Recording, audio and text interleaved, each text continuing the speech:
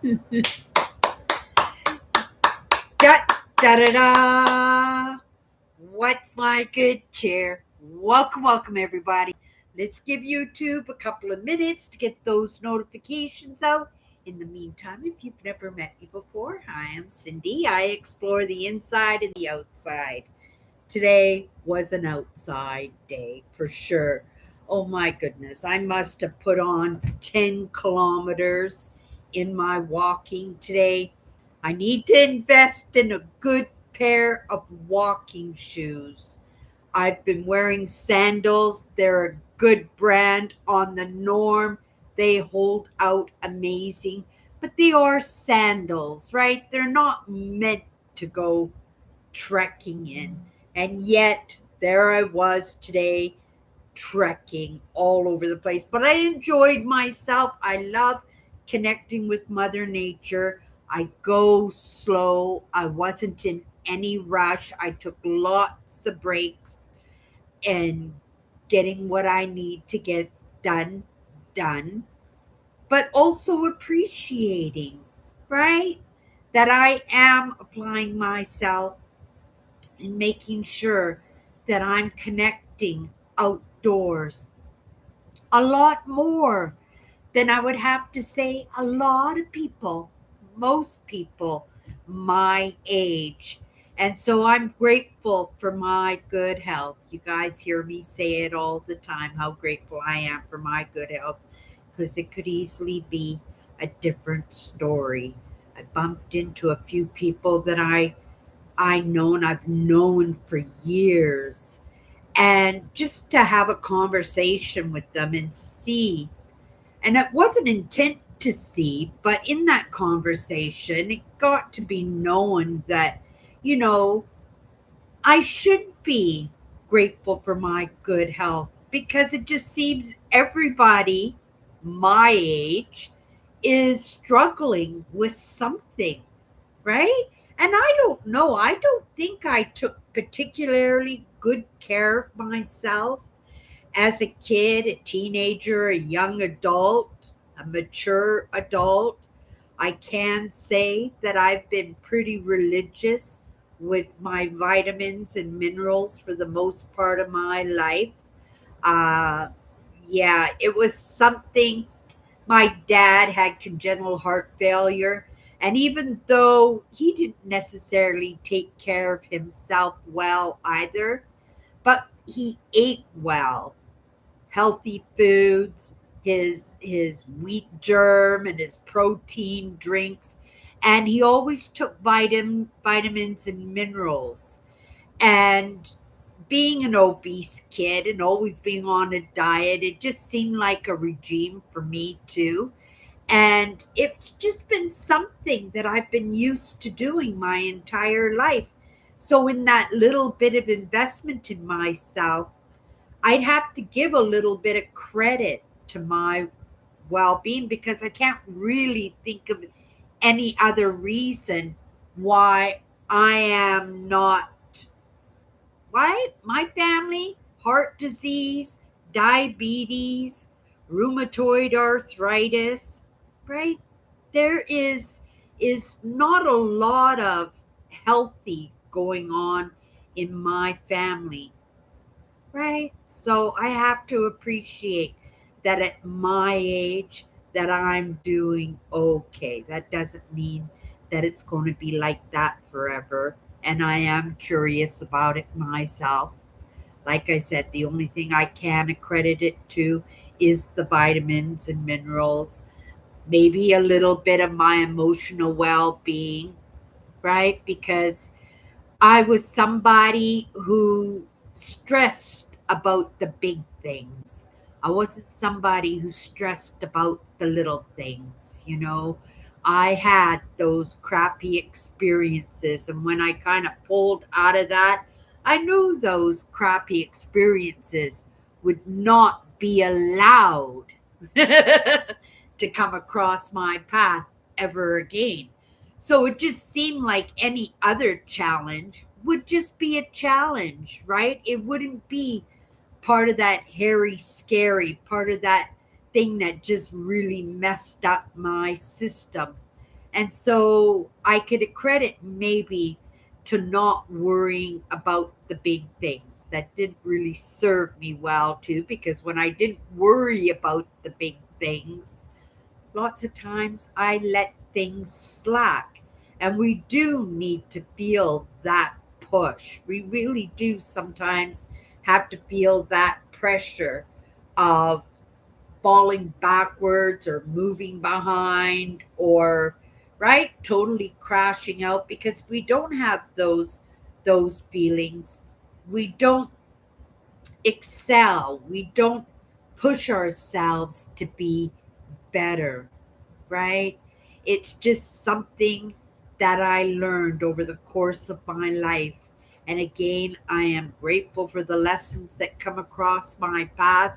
When they come across my path, when I see that they work, it's my place to share that, right? And I share these things with my sisters who struggle in ill health or their illnesses, and people that I come across like today and stand there and have conversations, and you don't see them very often.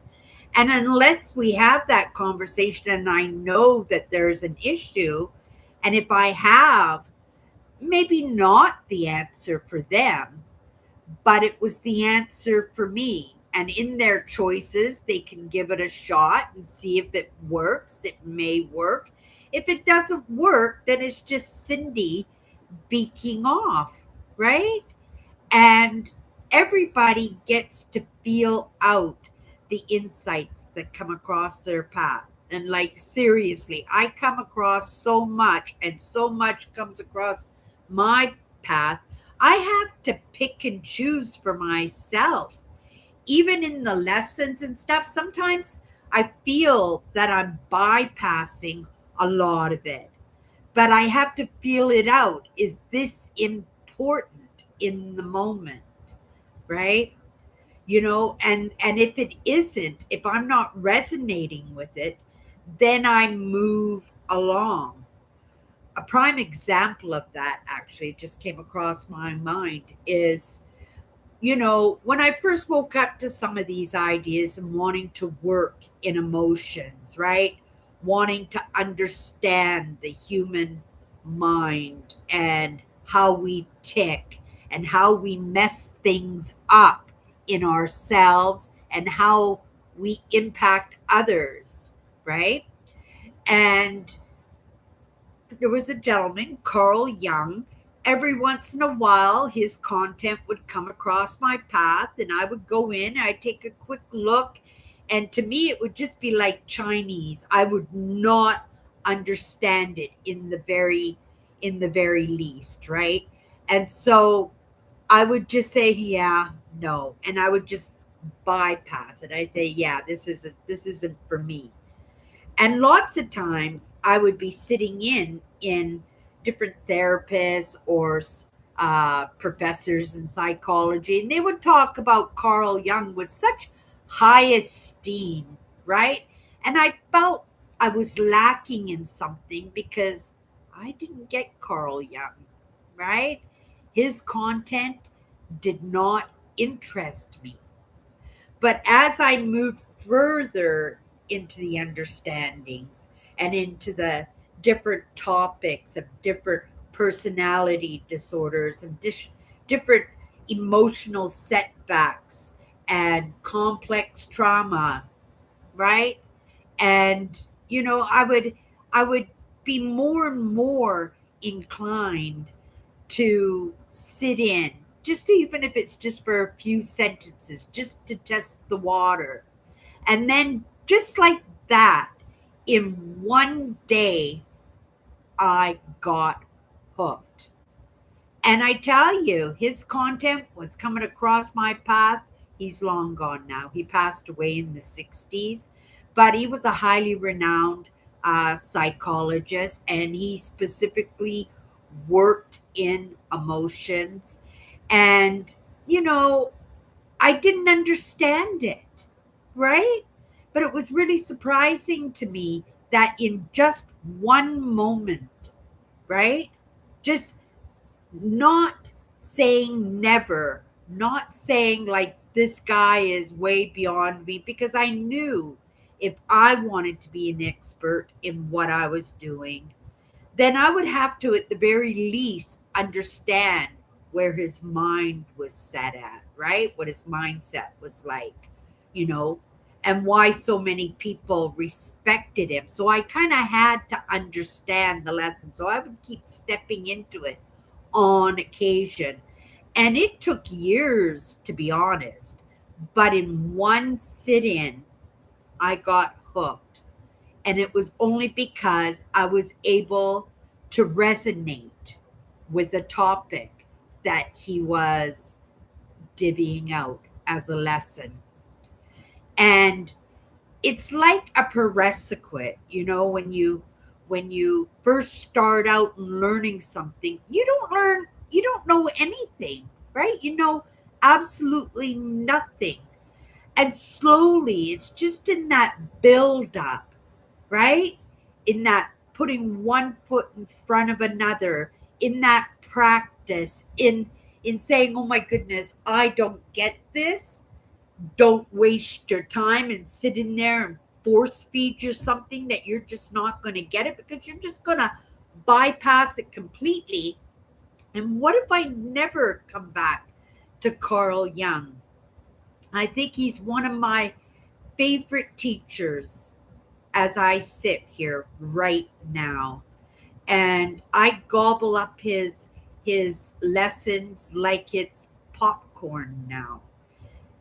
But I can't beat myself up that I didn't delve into it sooner. I stepped my toes in it, but I wasn't getting it. It's in the prerequisites, right? In putting one foot in front of another. And it's just taking in each lesson, and it leads you into the next lesson till eventually you're sitting in with the experts, right? And that's the way it's supposed to work, right? Not everybody is born with a 145 IQ, 150 IQ. Nobody is, right? My father had a 145 IQ, but he had to redo a test, I think, every 3 or 6 years to make. He was part of a, what was the organization? Mensa. He was part of this organization called Mensa, but he had to be retested all the time in that, right? Not everybody has those smarts. And it doesn't matter if you have those smarts, if you don't utilize them, if you don't do something.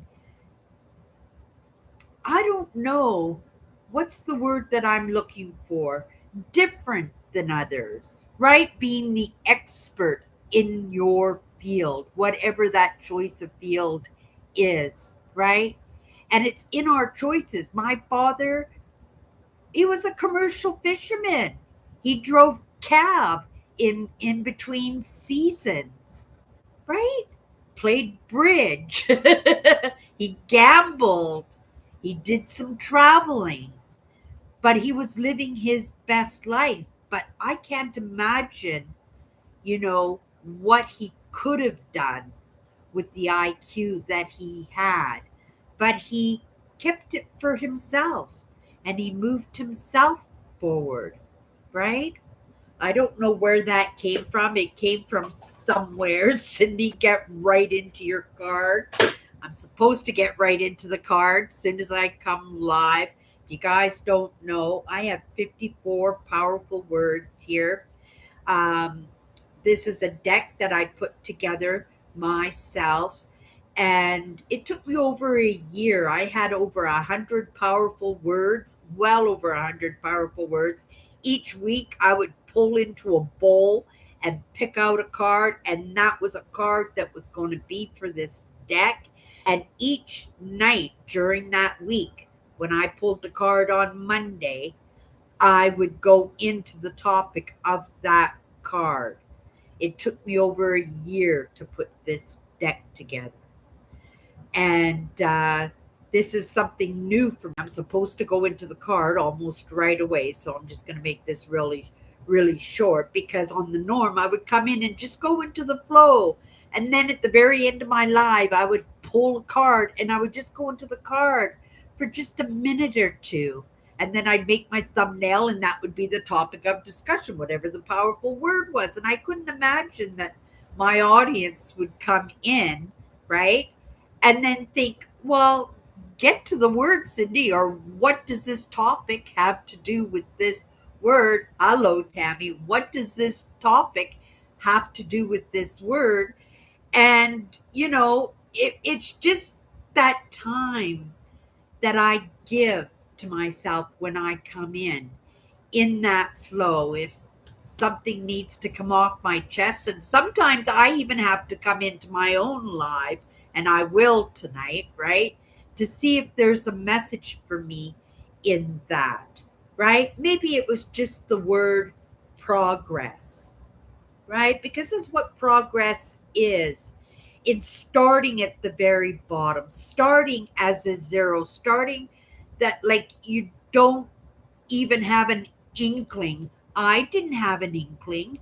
You know, when I first woke up to some of these ideas, it was your purpose comes from your pain. And that was the message that was given to me. And in that message, I thought about my pain and I wanted to know what happened in my own life where I got from point A to point B to finally point Z. Right? That I needed to understand emotions, and I thought that would be a good place for me to start. I didn't know where it was going to lead to, but that's where I started as a zero because I didn't know too much, right? I knew what shell shock was. I didn't know it was trauma, right? I knew it as shell shock only because my husband was in the military, and I knew that, crazy town, some people are crazy town because that was all in my dynamic family, but I wanted to understand the emotions. And so I put one foot in front of another. And it took me it took me years and years and years, like I said, until I could even digest Carl Jung. And that's what progress is. You're starting as a zero. It's never too late. I didn't start any of this until I was 57 years old. And even though I don't have a degree, a bachelor's, right? That I have taken so much load off of my own life. I have come to understand emotions as it relates to me, and even understand emotions outside of that dynamic family, which touched on almost every different personality type that you can think of. Because when I delved into emotions, I used each one of those member of my family as a focal point in my studies, and it was the perfect learning platform for me. And I know that if I were to come in and have that opportunity to do it again, and I believe Cindy's not coming back, but there are parts of me that will be coming back, that I will not have the difficulties, right, that I had in the life that I grew up in. And not only that, I would be great help and assistance to whatever dynamic family, right, those other parts of me find themselves within. And that's the truth. And maybe it's kind of a kooky idea, but it's my idea. And it's my life and my choices in that, right? This was supposed to be the roof over my head.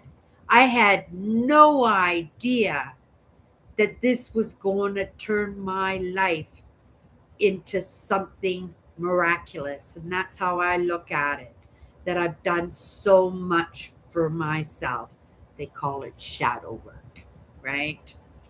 But I brought it here in exploring the inside and the outside. I share it with my audience somewheres down the line, maybe not today, maybe not tomorrow, maybe not next year or lifetimes from now, but YouTube is forever. And this just might come across somebody's path and it might impact them in a way that they might wake up to their own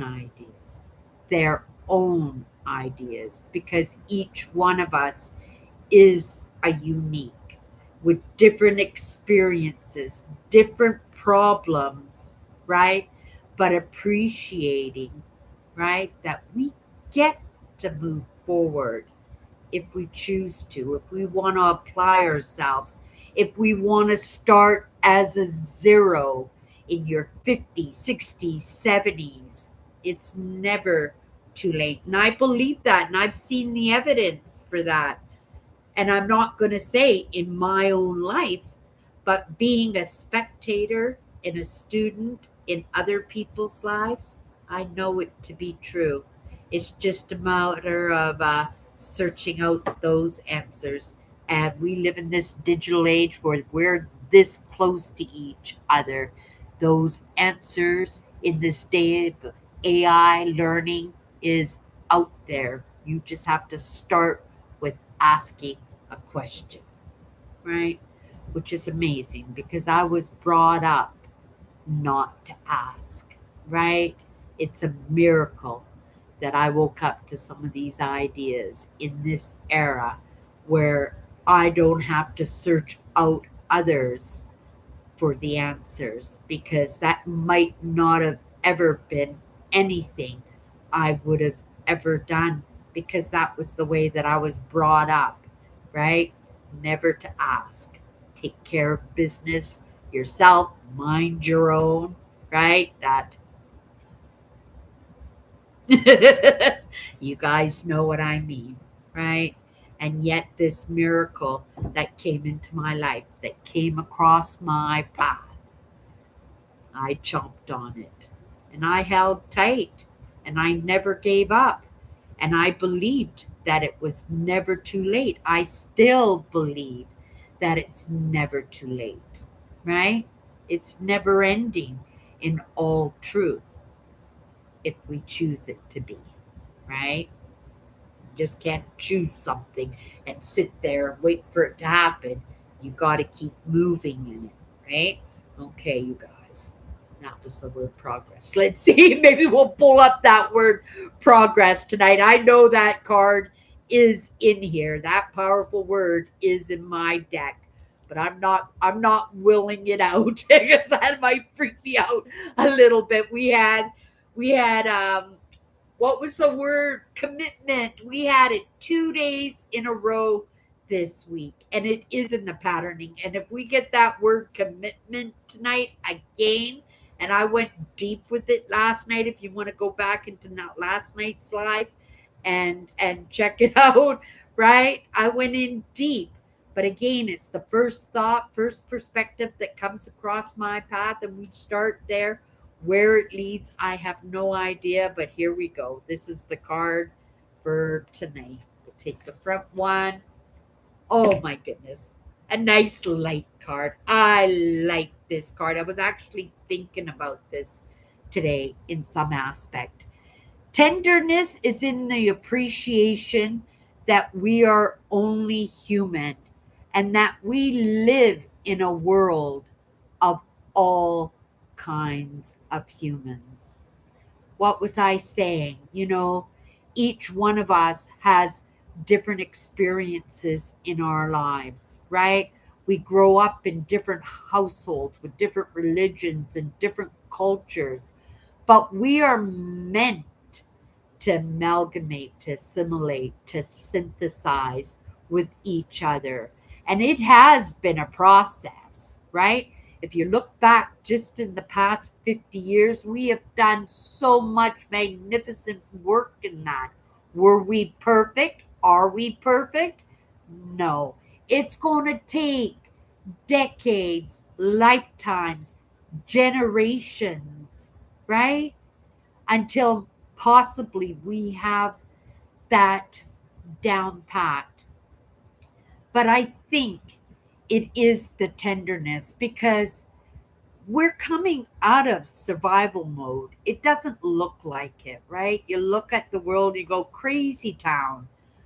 But you got to understand a lot of this we wouldn't even know was going on, but because we have radio and newspapers and magazines and this age of AI learning, headline news, everybody is out to get our attention. We don't have to look for the answers. We are being force fed the answers. And those ideas that, the hairy, scary keeps us alert, right? It gives us that, I hate to call it resilience, right? Because that's what we're battering is that information that is coming at us all the time.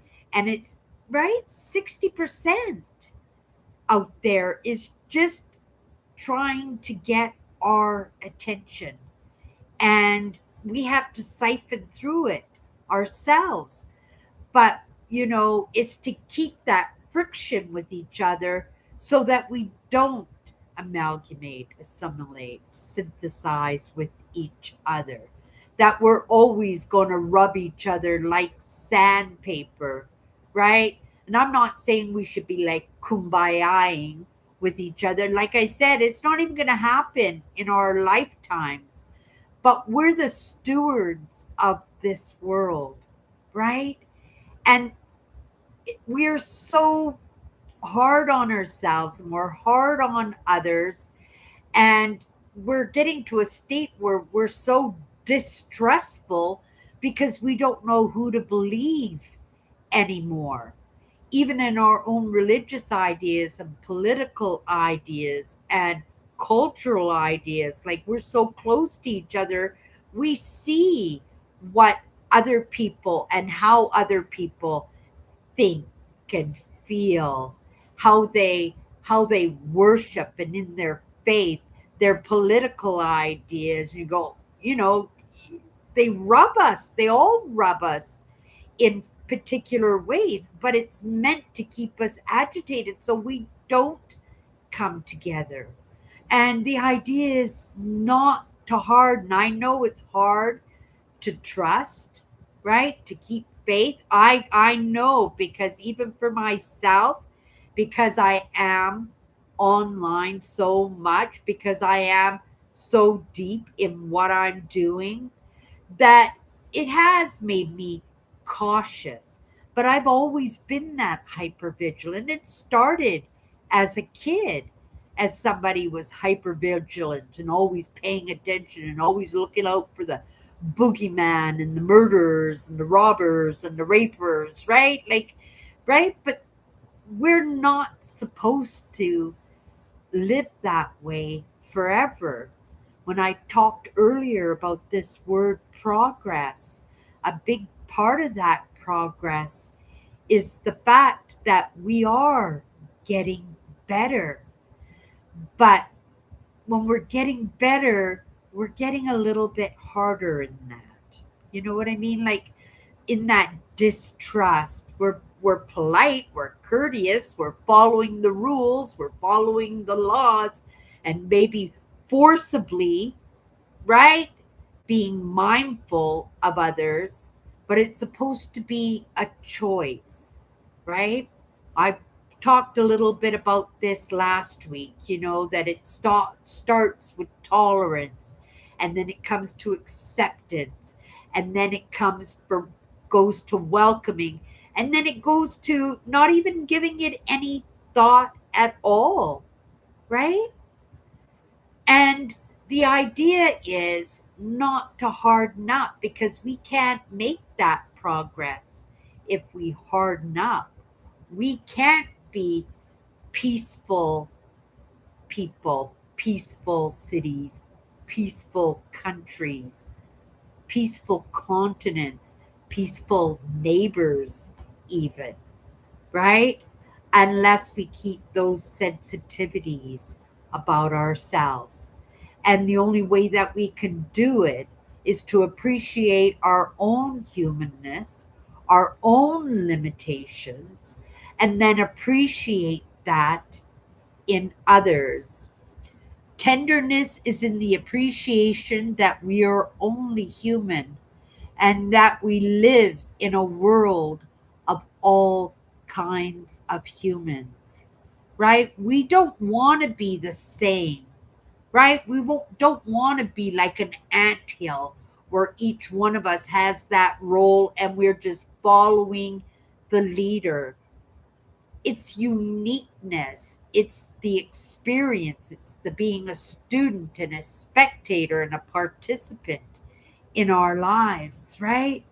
But looking out for each other so that, we have company in that for those who are making those choices to keep moving forward, right? And it's something that's important for our own evolution because just like any other species out there that goes extinct, humans can easily go extinct too, whether by our own doing or maybe it's a meteor or right, it's the all the glaciers melting and the water line goes so high it goes above Mount Everest and we're all drowned, right? We all can't be in Noah's Ark. There's no oxygen up there, right? And I don't mean to laugh at that, but how do we take care that we don't go extinct unless we take care of each other? And I know we're not always there, so I'm not going to just beat that dead horse into the ground in this moment. And I guess that's probably a bad analogy, but maybe not because right we are still in that survival mode, but that survival mode is from the Homo erectus, the Neanderthals, the right, all those humans in our past that going back millions of years, right? We are not Neanderthals anymore. You hear me use that all the time. We're not Neanderthals anymore. But I don't believe that we're Homo sapiens anymore either. I believe that we are in our next stage of evolution. And in our next stage of evolution, we are going to need our tenderness in a world that has taught us to be tough and untrusting, right? I help those who help others, but it's the light in the darknesses, the light in their darknesses, because nobody is perfect, right? And it's in the darknesses that are maybe possibly touching the light for the very first time, coming to these understandings, recognizing their emotions. Topics are coming across their path, but they're looking at this crazy town world and going, how can I even let go? How can I stay soft? How can I appreciate the life that I have? How can I make a different choice when, right? Life is so scary, right? When it, I have been brought up, like I said, I was brought up not to ask, but lots of people are brought up to be tough, right? To take care of themselves. I learned that out of necessity, right? But it is all an adapt and conquer in the beginning. We all start as zeros in the beginning, right? But it's only in the lessons, it's in the asking the questions, it's living your life and finding those moments to smile and appreciate to be here, right? And I have to say, you know, understanding that the person standing next to you has that exact same struggle, that exact same struggle, but because of their own experiences, their religious ideas, their political ideas, their cultural ideas, even their familial ideas. Now, I come from a dynamic family. Everybody had an idea, everybody had an opinion, everybody had a lesson, and I was just moving from one to another in that adaptability, in those masks that people wear, in trying to keep everybody happy, right? So that it wouldn't be crazy town. And I have no idea how I came out of that, in all honesty, but it was the love, right? It was the tenderness. And I lived in a family with some pretty tough cookies, but in that loyalty to that family, in appreciating that each one of us was unique and was able to build gaps and weaknesses where one member of that family wouldn't be able to stand on their own in that, right? I learned to be soft. I learned to appreciate what was being offered to me. Maybe I didn't recognize, right? The transactions in that. Sometimes, right, we don't recognize it, but it doesn't mean that it didn't save my butt in the moment. It doesn't mean that I didn't appreciate it more than anything to be able to be pulled out of a mess that I probably got myself into, right? And, there is darkness out there, right? And there is light out there, but it's only perceived because we're not there yet. This is our evolution, is possibly to get there. But I think it is in that assimilation of what we get right, what we get wrong, what is dark in us, what is light in us, and be able to understand that as much as it's in us, it's in the person next to us, or maybe even a total stranger. And that's why I always find it important to find commonalities with the people in my life, because I want to know people. I want to know who's in my environment, right? And it's not that idea of keep your friends close, keep your enemies closer. It's not that at all, but it's to appreciate the uniqueness so much that you find a commonality in somebody just to get yourself into the conversation, right? Because in having a conversation, you recognize you have a commonality. And in that commonality, you might find maybe not a friend, maybe a friend. It's happened to me many, many, many times finding friends within the enemies, but maybe an ally, maybe a financier, maybe maybe a bodyguard, right? Maybe your best friend ever. And that's happened to me too, right? But you can only do that if you can appreciate that, you're not the human, only human. You're the most important human on this planet. You are. I am, right? But I'm not the only human on this planet, right?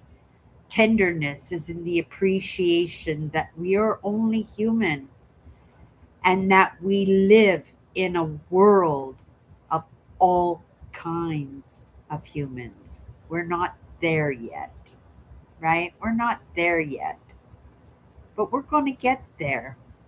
but we're going to have to keep that softness about us. Doesn't mean to be, what do you call that? Allow yourself to be taken advantage of, right? Be the rug underneath somebody's foot. Allow yourself to be abused, right? But we have to find a way. It is in that adapt and conquer. It is in ride the waves. It is. And finding those commonalities with each other, right? And then just be a good steward of that, right? Be a good steward of that. And that's what community is, right? In that loyalty, in that taking care of. And I understand, right? I grew up in a household where loyalty was expected. But there are rotten apples in some families, and that's the truth, right? And so you have to use your own discernment. And if you come across a rotten apple, just don't pick it up. Don't take a bite into it, right? Just leave it off to the side and move along. And I know that's a tough one, right? Just to say it like that, because sometimes, especially when you're a child, you just can't walk away, right? You just can't walk away. But that's when you bring the adapt and conquer, ride the waves. I can go deeper into that, right? My way was to be not codependent, to make sure that everybody was okay, to watch the ones that were the cannons, just to see what I could do to appease them so that maybe the cannon wouldn't go off, right? And just watch out for those needs, right? Because that's what family does, that's what community does, right? That's what humans do, right? We take care of each other. And if we take care of each other, right, we move forward in a community, right? Maybe we won't go extinct, right? That's what came to my mind, you guys. That was the flow tonight. That's what I'm giving you. And I'm going to come in and I'm going to take that lesson for myself. I recognize that possibly I might have overextended myself today. My feet are still buzzing. I'm going to get myself a new pair of walking shoes. But I appreciate, that I do appreciate, because this came from the heart. When I pulled this word, this is what came to my mind, right?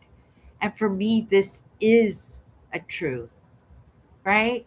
Me showing up here Monday to Friday is because I appreciate that this world is full of all kinds of humans, and I might not be everybody's cup of tea, but I'm somebody's cup of tea. I think I'm Tammy's cup of tea because she's still with me.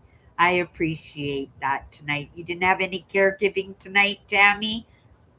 You didn't have any caregiving tonight that you were able to come in and hang out with me for a little bit? Yeah.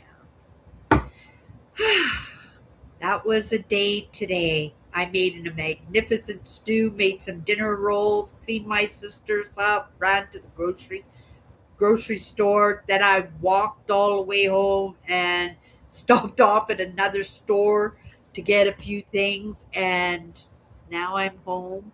My live show is done. I'm not going to do. Thank you, Tammy. I appreciate that you say that. She says, "Yes, Cindy, you are my cup of tea," right?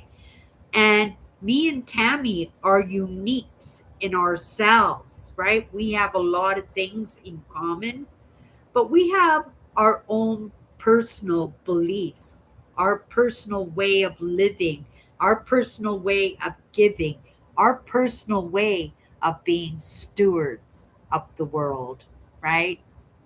And I'm grateful that Tammy comes and hangs out with me when I do my little bit of part. right? And like I said, nobody might not recognize it in this moment, but someday, maybe, right? Okay, you guys, I'm going to come in, watch my live for myself. I know there's a lesson in there for me. If not, next, give me another shot tomorrow. You guys have a great night. We'll see you tomorrow.